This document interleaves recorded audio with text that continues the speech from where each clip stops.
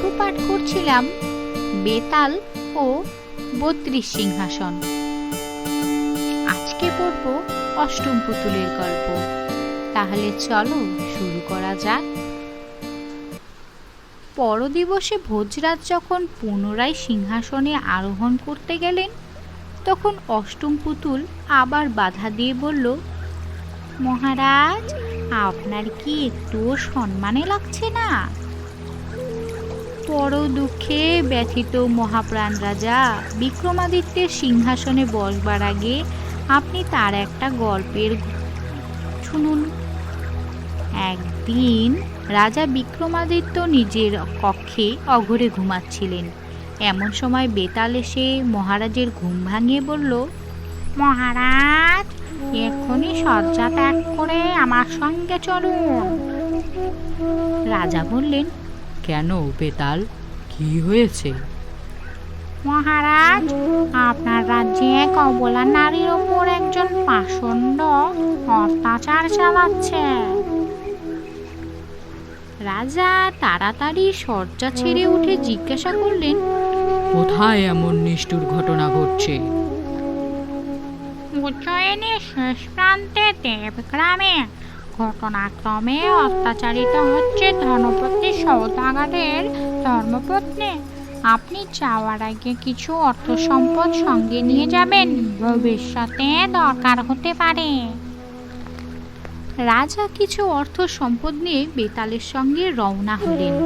সেদিন ছিল কৃষ্ণপক্ষের চতুর্দশী তিথি। ঘুটঘুটে অন্ধকারের মধ্যে রাস্তা চলতে চলতে রাজার বড় অসুবিধার সম্মুখীন হতে হলো। শত বাধা অতিক্রম করেও তিনি এগিয়ে চললেন। কিছুদূর গিয়ে বিপত্তিতে পড়তে হলো। রে রে করে মুখোশ পরা একজন ডাকাত মস্ত বড় এক তরবারি বের করে রাজার বুকের উপর ধরে বলল, তোর কাছে যা আছে আমাদের দিয়ে দে, নইলে এই তরবারি দিয়ে খুন করে ফেলবো। রাজা কাল বিলম্ব না করে সাথে সাথে যা অর্থ ছিল সবই ডাকাতকে দিয়ে দিলেন এবং সঙ্গে সঙ্গে দেবগ্রামের দিকে রওনা হলেন। কিছু দূর যাওয়ার পর তিনি দেবগ্রামে এসে পৌঁছলেন।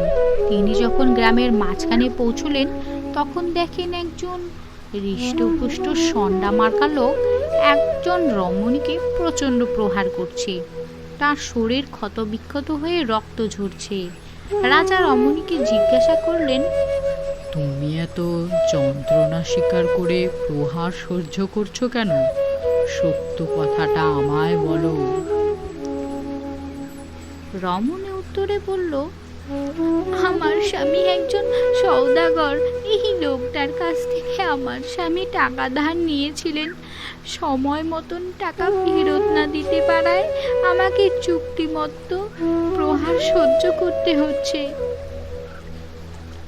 রাজা তখন লোকটিকে বললেন, টাকা ধার নিয়েছো এই রমণীর স্বামীর কাছ থেকে।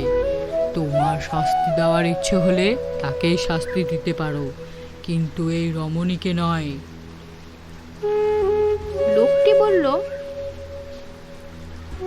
সওদাগরের সঙ্গে আমার এরকমের চুক্তি ছিল। সেই রকম চুক্তি থাকলে তুমি আমার সঙ্গে উজ্জয়িনী চলো। আমি আমার যথা সর্বস্ব বিক্রি করে তোমার ঋণ শোধ করে দেব। টাকা আমি চাই না, চুক্তি অনুযায়ী কাজ করতে চাই। বেশ, তাই হবে। এই রমণীর পরিবর্তে আমাকে প্রহার করো।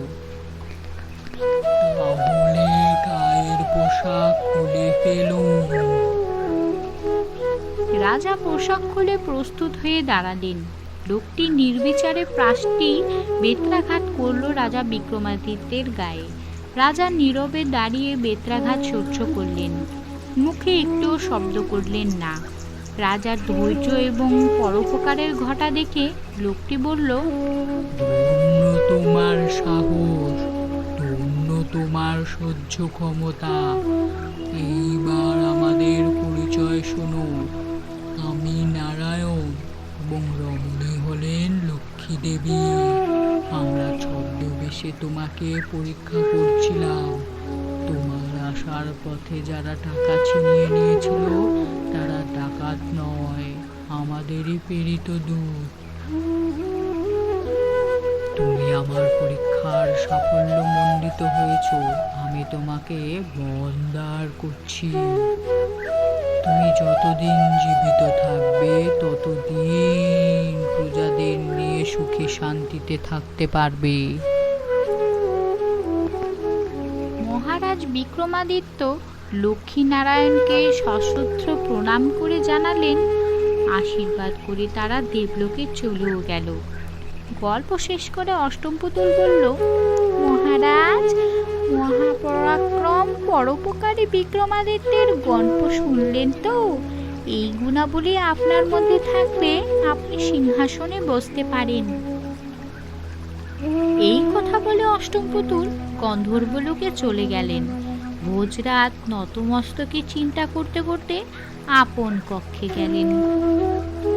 টাটা, আজ এটুকুই। পরবর্তী পর্বে শুনবো আরেকটি পুতুলের গল্প।